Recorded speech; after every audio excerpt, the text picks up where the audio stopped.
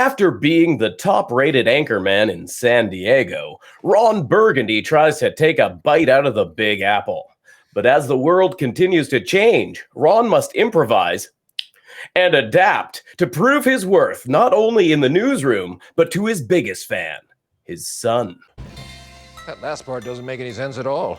Very nice. All right, we are joined today by Real Bubba Hotep. Unfortunately, Run 7 Brian was not able to join us today, but he did send in this video, so let's check that out, and then we'll continue on with our episode. Bringing in $170-some million nationwide and only costing $50 million, you would think that this movie was a success. But Anchorman 2, The Legend Continues, shouldn't have continued. This movie was terrible. I did not enjoy it at all. I will never recommend this to anybody. Last week I said I couldn't remember if I had seen Anchorman 2 or not. I remembered as I was watching it, I pulled a Dory and realized I watched the first 5 minutes of this movie and turned it off because I couldn't stand it. I found some of the jokes just offensively dumb or just offensive in general. This movie took everything I didn't like about the first movie and turned the volume up on it. They rehashed the same kind of humor. I know humor is subjective. This just isn't for me for sure. But they took the same kind of jokes and just turned the volume up on them, redid the same tropes. It was really terrible. This did have even less of a plot, really. Like they kind of like invented reasons for doing stuff and they were super, super paper thin. None of the characters held up. It was just really horrible for me to sit through. I never would have watched this movie were I not required to sit through the entire Required thing. reading. The direction was maybe a little bit better. It felt like they were kind of corralled on their humor a little bit more, but they were still way too far off the chain. The effects were actually slightly better than the first movie. They used more special effects to do a variety of things, especially there at the end. And it was almost to the movie's detriment because it didn't look so ridiculous. It looked like they were almost trying, but then failing. I think the only redeeming part of this movie, there's two things. The music was as good as the first one. They had some catchy tunes in it and everything. Didn't take me out. It was okay. I kind of liked the soundtrack to it and whatnot. I mean, who wouldn't? And then, once again, I did like the character Brick. I enjoyed watching, what's his name, Steve, go with his girlfriend where they were going back and forth. And you could tell the director was like, hey, I want you two to talk as stupid to each other as you possibly can and don't break character. And that's kind of what I enjoyed watching. It was completely standalone from the movie. You could just watch the clips on YouTube and enjoy it for what it was. Watching those two just try and be as dumb as they possibly could without making each other laugh, that was kind of fun and entertaining. I did like the little character dynamic between those two. It was entertaining, had nothing to do with the movie. Like I said, could have been completely separate from that. Does this movie hold up? No. It was racially insensitive, sexist. It was pretty kind of disgusting. The humor, because the jokes weren't funny, you really can't kind of make those jokes. Like, you have to get somebody to laugh if you're going to talk about racism and sexism and bigotry and all those things. And I wasn't laughing. I just found it offensively dumb. And the character, the black woman in this character who takes all this crap from Ron in the beginning, and then at the end she wants to jump his bones, didn't make any sense. It was the same problem we had with Veronica from the first movie. It was just the volume was turned up on this one again. I had almost no fun during this entire movie. I did not chuckle at anything other than the Steve Carell part where he's playing the Brick character. That one in the middle, that was it. That was the only part of this movie I enjoyed. This movie came in at a 27 on a scale of 100. I definitely recommend everyone avoid this movie. Have fun with that, guys. Can you believe that bullshit? Oh, man. All right. Thank you, Brian, for that reporting from the scene, off scene. I don't know. All right. He hit a lot of points that I wanted to talk about, which is actually pretty perfect. Although I got to disagree with him pretty hard. I hated Brick in this movie. Brick is dead! No, Brick's alive. Brick is dead! Look at him! He's not He's dead. not dead, Brick. You're not dead. You're Brick. Brick, it's you. He's dead! No. I thought Brick Oh, yeah? was kind of fun in the first movie. I hated everything about him in this one. I found him so annoying. Just because it was just too much Brick. He was with everything else. He nailed it. Everything was turned up to 11, and so was Brick. And I think Brick was okay because he was, like, for lack of a better term, not the straight man, but kind of the straight man in the first one, simply because he was muted when everybody else was screaming all the time. Right. And in this one, he was just like, let's make him even dumber. Let's make him even more annoying. Let's just turn him to the point where, like, I don't know. I couldn't stand him. I didn't find him and his girlfriend very funny. I didn't find him entertaining at all. It's the nicest soda machine anyone's ever taken me to. You've received 5 stars. As you know, didn't watch Anchorman. Never watched Anchorman until last week when we did this. And now, Run hadn't watched Anchorman 2 until this week. I think the comedy just doesn't hit the same anymore. It's just a different breed nowadays, a different breed back then, and it will be a different breed 10 years from now. So I don't know if it just holds up as well as... I think there is universal comedy, and there are some universal elements of comedy in this. Some of the slapstick, them getting hurt, the big brawl at the end is still funny, even though it's like over the top and ridiculous. It's still funny because it's physical humor of beating people up is always funny. It always will be. But I don't feel like it holds up quite the same, and I feel very similar to Run as well. That this one misses a lot more than it hits, even compared to the first. I would agree. What do you think, Steve? You're joining us here for the first time on our rating. Now you said you watched Anchorman today when I kind of asked you if you could step in. Have you seen Anchorman 2 today? Have you seen Anchorman recently? Yeah, I watched it today. I haven't watched it recently. It was a couple of years ago, so I had to refamiliarize myself with it. And thanks for that. I appreciate it. You could have said no. It was, man, about 45 seconds of it. Whenever, he's talking to Harrison Ford, and a few kind of maybe off-color jokes happen, like when Christina Applegate is looking at the Mexican maid and saying, "I will put you in a closet. I will lock you in a closet." And stuff. That got me laughing. And then I thought maybe this show was funnier than what I remember it. And because I haven't watched the original in so long, coming to the second and watching that first, it wouldn't be the same jokes repeated, and all that. So it might be funny. That lasted to about the SeaWorld scene. Okay. And then he got to the dolphins, and he just made that little like ad lib, and he said, "This dolphin's rehabilitated, and Ruru is in," and gave the name. That was the last laugh I had through the entire movie. I'll agree. The "I will lock you in the closet" is the only out loud laugh I had. The only like I had. I had a couple of chuckles here and there. But overall, yeah, the comedy on this one just really missed the mark for me. I feel kind of like Run touched on this a little bit. It feels like in the first movie, they were just ad-libbing every line. And it was just a matter of like the funniest take gets to be in the movie. I didn't get the feeling of that in this one. It felt like there was more scripted lines, or at least that's how it came across. But that didn't mean that the lines that they stuck with were the ones that I thought were good. Do you know what I mean? Like, it almost feels like... My understanding is Will Ferrell and Paul Rudd were the ones pushing for this movie to the point where they even took pay cuts to get this movie made.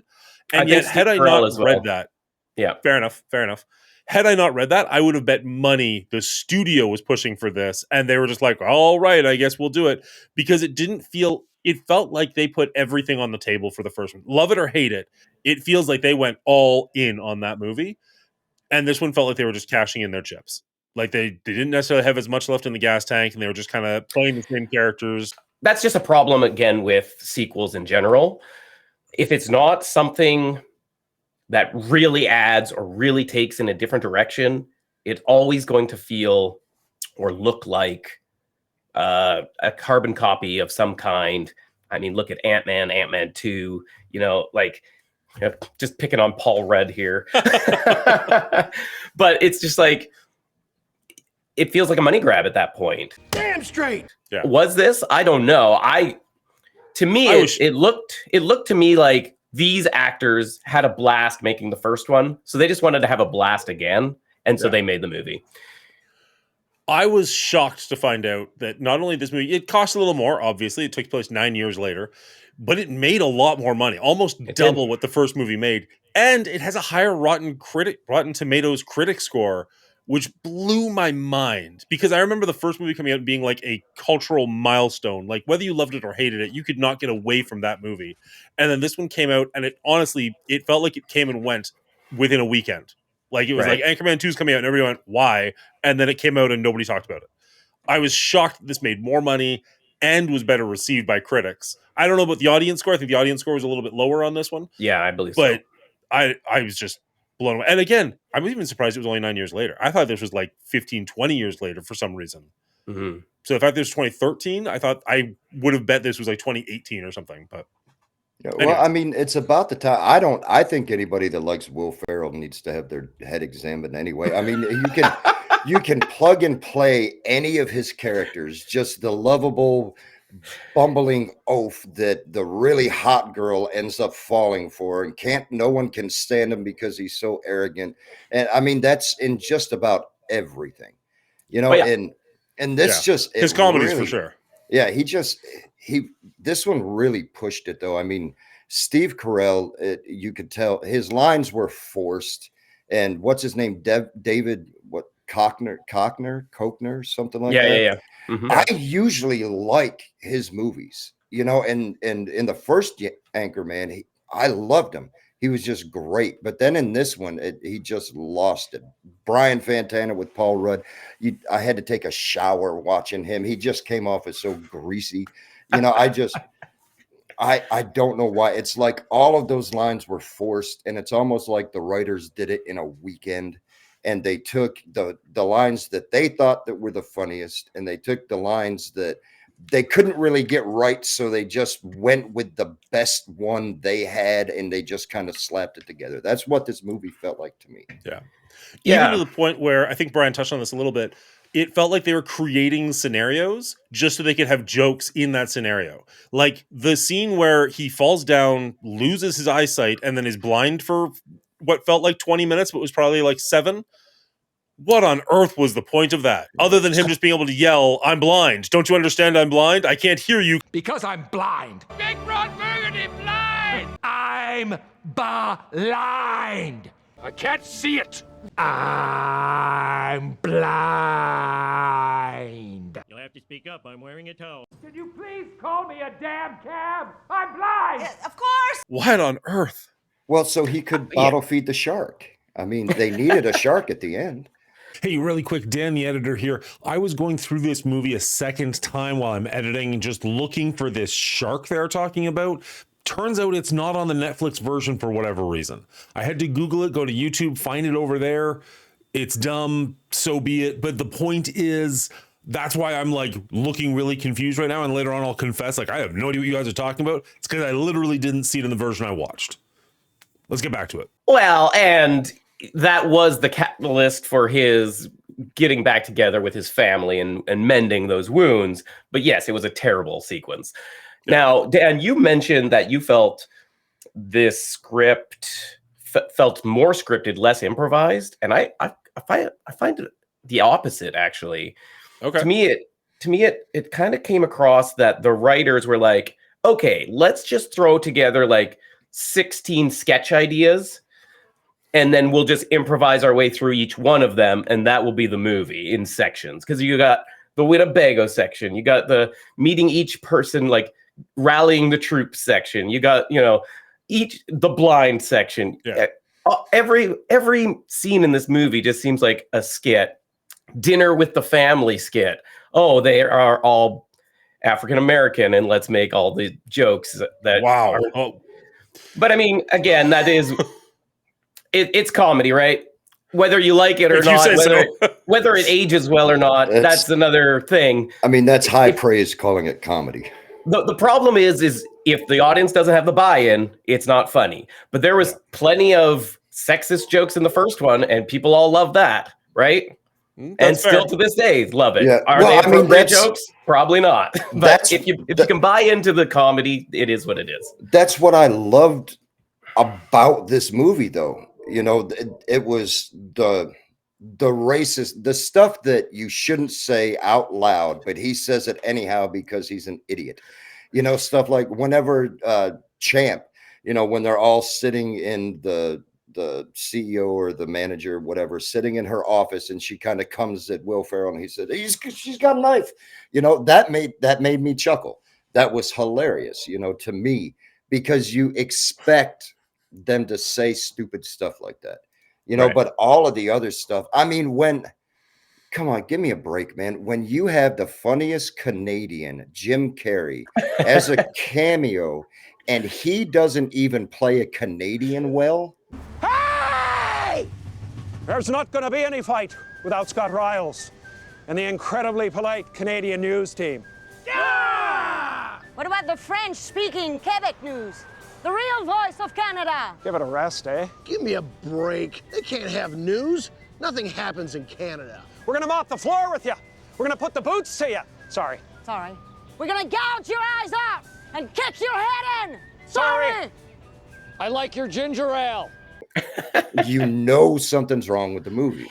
For the record, Brian, I'm just going to shout you out for a second. It was the American this time that brought up the Canadian in the film. So, you know, exactly. He's doing your job better than you are. I'm just going to throw that out there. Thank you so much for recognizing the Canadian cameo in the movie, Steve. We knew we brought you in for a reason. Thank you so much.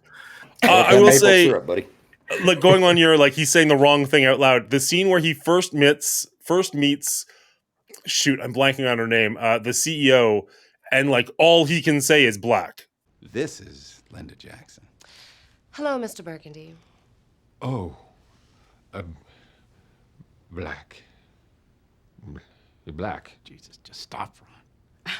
I'm terribly sorry. I don't know why I can't stop saying black. The word black. Hello, Mr. Burgundy. Black. Black. Stop. Black. Mole, mole, mole, mole, mole. Oh, like, I mean, I wasn't enjoying the movie up until that point, but that's where I was like, we are in serious trouble on this one. Like, yeah, but that's the level of comedy we're dealing with here. I couldn't even appreciate that because the only thing I could think of is Fred Savage and Austin Powers with the mole and Mike Myers saying "moly, moly, moly" because he done way better. Yeah, you know, but that's what it brought me back to. So I was like, man, they even ripped that off. You know, well, I kind of like that comparison of because Austin Powers, the spy that shagged me, which maybe we'll do in the future. Oh, I probably. You're taking a character out of time, and he's got all these, you know, misplaced conceptions that modern time doesn't accept anymore. But the character is likable and learns from them. In this movie and this franchise, the characters don't learn shit. So it's not like, oh, you said something horrendous, but you're going to learn from it so we can laugh about it. They just were like, we're just going to hit you on the head with it over and over again to the umpteenth degree. And that's why it's funny, because it's so ridiculous that anyone would be like this. The problem again, and I bring that back to now, is that I feel like our world is receding in all of its reaches of equality, that it becomes not funny again because people are actually going through these problems again. Yeah. And I don't want to go too deep into that, obviously, because this is just for funs, shits and giggles. But I just feel like it's not a satire anymore as much as it once was. I will say, like, props are due. They are talking about the 24-hour news cycle and how they're focusing on things that are not news, but that get views. And I was like, okay, that's brilliant, because that's actually something I 100% agree with. And then they went nowhere with that. They just kind of like introduced, this is what's happening. Moving on. And it's like, I know that we're not expecting like a whole lot from the Anchorman plot, but at the same time, like, I would watch that movie in a heartbeat. I agree. I thought that was the kind of fun part of this movie, that, oh yeah, news has gone downhill. It's not about news anymore. It's about this entertainment. And if you think about it, Ron Burgundy is somebody who would bring that forward and actually run with it. So it actually made sense with his character, and it made sense because that's what's going on in real life. Yep. Like that actually all lined up and was one of the better parts of the movie as far as writing's concerned. But yeah, everything else maybe not so good. Not unfortunately, no. Yeah. Did you feel? I felt like a lot of the jokes in this, well, a couple of jokes especially, were way too long and way too telegraphed to the point where you knew exactly what was coming minutes before it happened. And you mentioned the 100%. Winnebago scene. Hey, Ron, who's driving? Oh, it's okay. It's on cruise control. Best thing I ever did was install this deep fryer in the Bago. Ron, why do you have this bag of bowling balls in this terrarium filled with scorpions? It's a long, crazy story. Hey, Ron, cruise control just regulates speed. It doesn't steer. Come again? And I'm going to point out that one where like they're in the Winnebago for a while, all four of them sitting around and talking. And my brain instantly went to like, who's driving this thing? And then it took them a while to get there. And then even once they got there, the scene of the rolling took a while. And it's just like setting up all the items that are going to go all over the place. Yeah. Like this was the Simpsons did this exact joke better in 4.5 seconds, 20 years earlier. A cup holder! Bart, we gotta stop and get a cup! Bart? Cruise control, my good man. Everybody all set back here? Nelson, good to see ya. Martin, always a pleasure. Right? Like it was just that scene where Bart's like, hey, how you doing? Like walking around the backseat, hugging, like shaking the hands with Martin and Milhouse and the bully Nelson. And like, who's driving? And just goes through the cornfield. It was like 7 seconds, hilarious, perfectly done. And this one is like 3-4 minutes. And you're just like, that, like, was anybody surprised by that? Like, did anybody not see that coming? No, I mean, I completely saw it coming, and then it was just so painful that I couldn't even enjoy what happened, during it, what the setup was. The only laugh that I got, the only chuckle was just watching Steve Carell, when he kind of hit his head on the roof and then the bowling ball came in, because I mean, who doesn't like watching people physical get hit comedy, right? People getting hurt is always funny. Yeah, exactly. But I mean, the grease and the scorpion and the bowling ball and all, I couldn't watch. It became painful for me. I was like, I was honestly saying, I wonder if Home Alone 4 is streaming on anything. I forgot about that, but yeah, seeing the bowling balls and the grease and the scorpions just laying around for no reason, you're just like, oh, I wonder what's going to happen.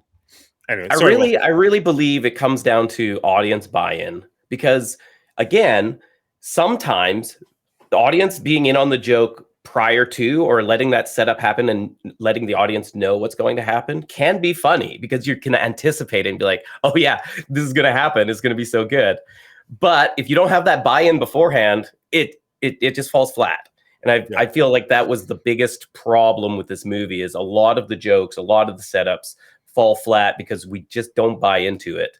And I think maybe they thought everybody remembers and loved Anchorman, so we don't have to do any of that setup. We can just go full in with the jokes.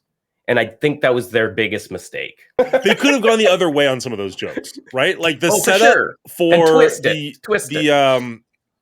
the setup for the cruise control in the Winnebago, with the bowling balls, with the grease, with the scorpions, who's driving the vehicle, subverting. Thank you. You could have gone a totally different direction on that. Instead of being like, oh, they're clearly about to derail and go into the ditch, have like somebody else driving the vehicle, or like, oh, Baxter's driving, like literally almost anything, and being like, oh, I actually didn't see that coming. Or have the van like swerve a little bit and like, oh, it's fine. And and nothing, and all this setup and nothing happens, and they're just like, this is a great ride or whatever, right? Yeah. At least that would have been like, oh, I actually didn't see that coming. That would have been something. But anyways, it is what it is. Okay. Unfortunately. So what do you want to talk about here? Do you want to talk about what we liked about this movie? Because we kind of came in harsh, maybe we should talk about the loves of this movie. I will say I don't have a ton of nostalgia for music before a certain age. Right. That being said, I was enjoying all the songs in this movie, despite the fact that I didn't really recognize most of them.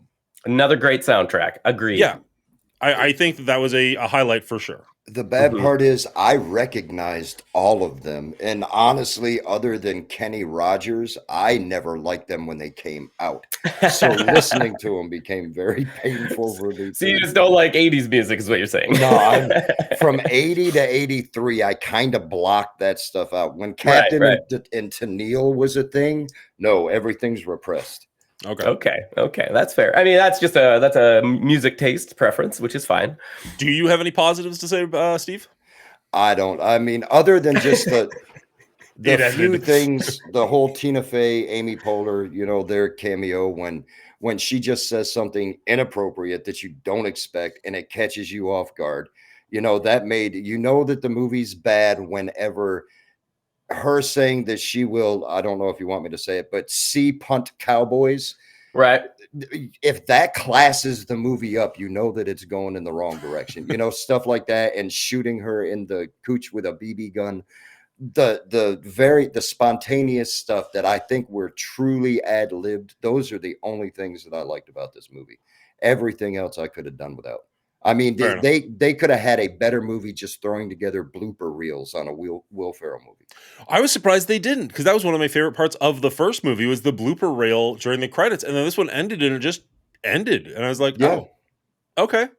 Which again makes me think that there might not have been as many outtakes. Maybe they did just have this is the script, stick to it attitude with this one. And maybe that's why there just wasn't as much at the ending there. Yeah, and you would have figured from Judd Apatow, Gary Sanchez, you know, I mean, they've made good movies. And it's like they just telephoned this one, and it was probably just a phone conference when they were saying, all right, cut, you know, they might not have even been there. Hell, I don't know. Yeah, I don't think this was Judd Apatow though, right? This was it was Adam McKay. Adam McKay. Oh, I thought it was an Apatow production. His production studio did it. You know what? Yeah. He might be producer. That's true. You could be right on that one, but McKay was the director. Yeah, and writer, in quotations. As much as there was one. On that note, Steve mentioned I enjoyed again the big gang fight, the news gang fight. You know, you knew it was coming again a mile away because it's like, oh, this was a big hit of the first one. They're going to throw it in the second one, and they up the ante as you knew they would. So it was just fun seeing the cameos and what the news stations they represented were and their corny lines and their silly weapons. And then they got like really out of it with ghosts and minotaurs and jet fighters. And it was like so out of this world. I'm not going to lie. I was not into that scene until the History Network showed up and they had a minotaur on their team. A mighty minotaur. I don't know about this, man. Minotaur isn't even history. He's mythology. Okay, cool. I'd prefer if it was an alien, but I will take a minotaur on the exactly like getting it called was out so even bad. Like they're like, okay, there's more. There's like MTV and it's like whatever weird Will Smith with TSN, and it just got like extreme. And it was like, that's pretty funny. And then the best part though of that was the what's his name? Greg Kinnear coming in with his mind powers. I didn't actually see that joke coming, and I thought that was actually pretty funny because Ron was talking about him reading minds the whole show. Yeah. And his son even mentioned him reading minds. He's like, no. And he played it off because he was a straight man. So it actually worked that the joke reveal that he actually had mind powers was quite funny. I'm going to just mirror the same thing I've been saying. I wish it was shorter. I could have done with it just being him like, I got your run. And Ron be like, oh, I knew it. Done. Yes, that would have been perfect. But yes, I agree. That was like, you're right. I did not see that joke coming. Going back significantly early in the movie, when they're on like the top of the world and they're in, I want to say Ron Burgundy's apartment, and they're like cutting to Ron Burgundy, and there's a poster of Ron Burgundy in the background, and they cut to like Paul Rudd, and there's a picture of Paul Rudd in the background, and they just keep going back and forth, and I'm like, that's kind of cute. And then they go to Baxter, and Baxter has a poster of him in the background. That got me. That was one of those like, all right, it's such a stupid little nothing, but I thought that was kind of cute. But you would have it for your dog, so like obviously. I mean, I wouldn't not. Yeah, there were some humorous things in the movie. I mean, what got me in the fight scene was just Steve Carell having the gun from the future, and when they asked where he got it, he just laughed. He was, Rick, what the hell is that? It's a gun from the future. No fair, he's got a gun from the future. Where did you get it from? I love that. You know, that Mhm. that got me. I like that kind of humor, you know, because I'm the same. Somebody asks a question and you just ignore them, answer it with something that doesn't answer. I like that. I like the picture, you know, I like how they included Baxter. But some of the stuff, like, don't worry, Baxter, we won't feed them your dog food. Ha ha ha. And you could tell that they were actors that were good actors, but they were doing the scene like they were purposely bad acting. The kid in Wolf. I know. Just Like that way had to too have been a much. choice, right? Yeah. That's why I wanted to talk to Run specifically was for the child actor in this because they purposely made him like a bad child actor, Yeah, right? I had to find a segue into it because I mean I'm substitute Run. I'm Run by Mhm. proxy. You know, but yeah, just at that scene, you could tell the kid was a good actor unless they physically abused him or here's your mommy, we're going to punch her if you don't start crying, because the crying scene was fantastic. He gave that was a real cry. But Right. then you have, why don't we forget the whole thing and you can go to hell? And just saying it like that, they did it on purpose, and I don't It did, understand right? why. That's what I was, and I believe probably because of everybody's issue with bad child actors, that was the joke to have like the worst child actor being portrayed. That's It my could have guess. been. It could have But been. maybe again because we don't have buy-in, we didn't buy the that joke. I don't. I mean, he did so good with that fake swing at the science Oh fair, yeah, you know, right, and right. Stop reading my mind. you know, Mm-hmm. and stuff. He did great then, and then everything else. Hi, Dad. How are you? You know, So I just, oh strange. man, yeah. You don't know where they were going with it. You So know, I watched this movie on Monday night. I want to say maybe Sunday. No, I think Monday. I think I watched this on Monday recently, within the last week. And as a testament to this movie, I've already forgotten half of what you guys are talking about. Like, clearly, I need to take better notes or something. As far as I know, I was awake the entire time, wasn't looking at my cell phone, and you keep mentioning things, and I'm like, maybe you're just messing with me. You're just like, Right. I know he doesn't like this movie. We're just going to keep No, going with no. it. Because if that's what's happening, you guys have a phenomenal improv going on. If you guys are talking about this before the scene, I don't remember him like baby feeding a shark whatsoever. I do remember the gun from the future, but I had forgotten it until you mentioned it. When does the kid cry? it's whenever they're setting the shark free.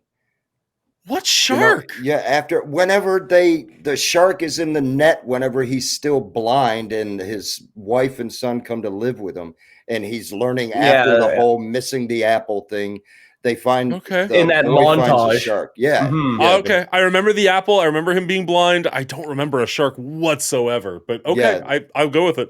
That's what That's set up hilarious. the end with Dobie, that, you know, there was Dobie, the shark that he bottle fed and raised and stuff, that was there. Yep. I'll just believe you and move on. Yeah. Oh. Yeah. I don't know.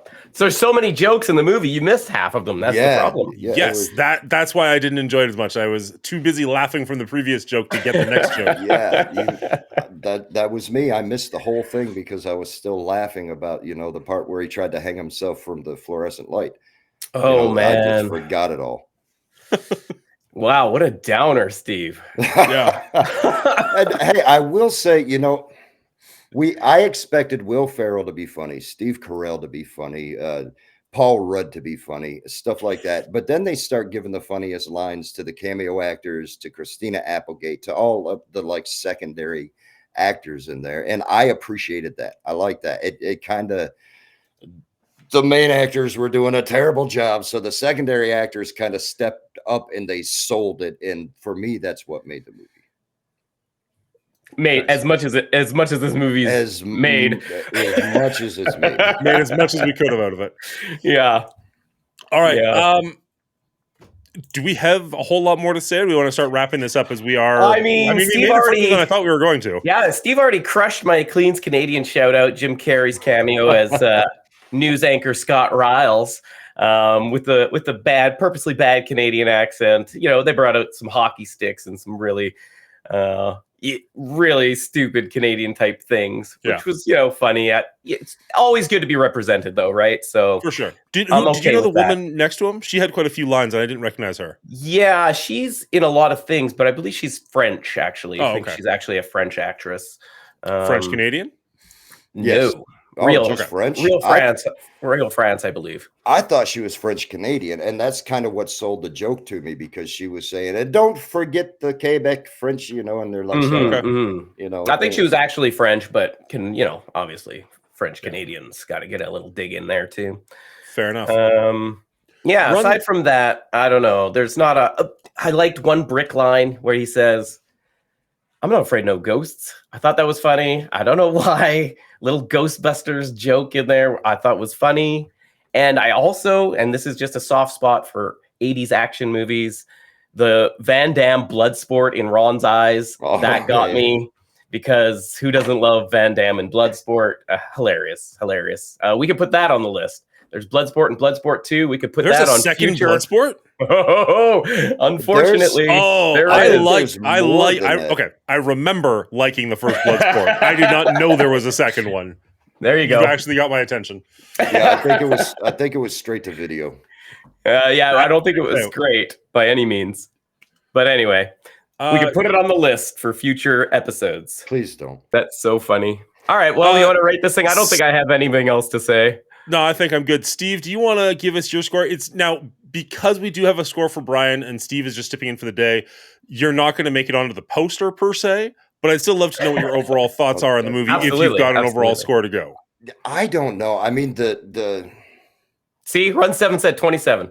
Yeah, the soundtrack was bad. The acting was bad, but I don't know if it was good actors purposely being bad or if it was just really telephoned in. It's hard for me to do. I'd say, if anything, I'd give it a little higher rating at a 32. Just because of the spontaneous ad-lib side character lines that just come out of nowhere to catch you off guard and you laugh about it. All right. What to say? What hasn't been said already? It's like the first movie was a sponge and it soaked up all the essence of comedy that it could handle. They tried to wring it out for the second and they missed the cup altogether. I don't know what I'm even saying. I'm just improvising. See? Improvising's hard, people. So cut them some slack, will you? No, this movie, it felt more like a group of sketches. I mentioned that than the first one. There were some plot points I kind of liked. The decline in actual news stories and the corruption of companies owning news stations. I thought that was all interesting, and they could have actually made something of it. Bringing up racial topics and things like that could have been interesting. But again, I feel because Anchorman was dialed up to 11, this was dialed up to like 27. Run 7 score, by the way, I was right. And it just we couldn't buy in, we couldn't get on board, and it just fell flat throughout the movie. Again, when you have 17,000 jokes, a couple are going to land, but the overall spaghetti is just lacking the sauce. I don't know why I'm saying all these words. I'm still a little under the weather. Maybe that's it. It's the cough medicine. Anyway, at the end of the day, this isn't a good movie. I wouldn't recommend it myself, but I am going to give it a 33 out of 100 because I believe that this was a very improvised movie, and I believe a lot of fun was had. I just feel like it also suffers from, in its time, it was probably funnier than it is now. It does not hold up. And there is a lot of good actors in here that committed hard. It's just they committed hard to a bad movie. 100%. All right, go for it, Dan. Bring this home. I have no idea what to say.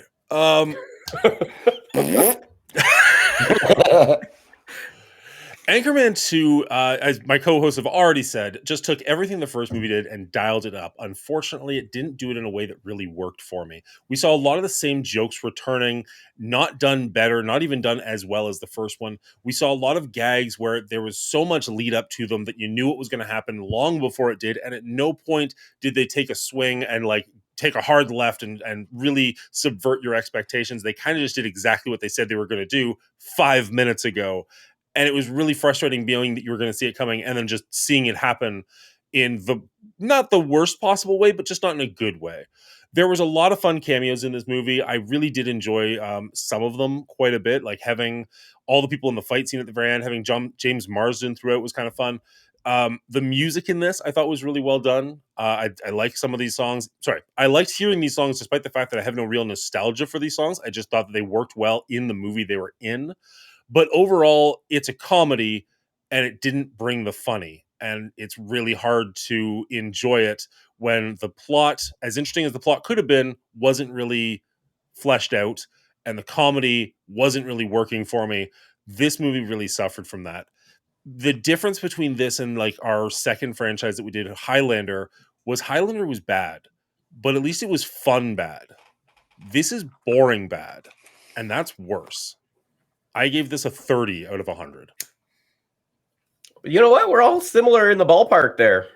We are, and that gives our total score of Anchorman. Unfortunately, it does land higher than Highlander did at 43.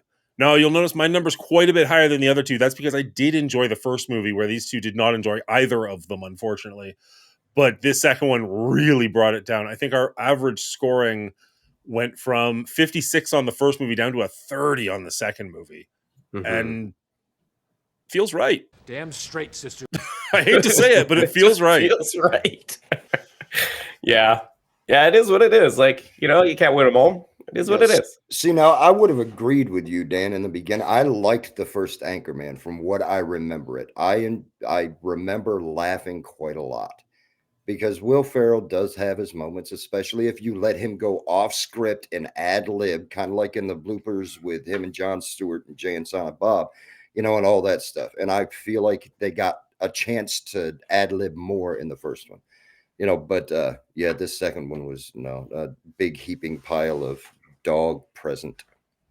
Mm-hmm. Mm-hmm. I mean, say what you will, Will Ferrell's made a career out of playing loud, obnoxious characters.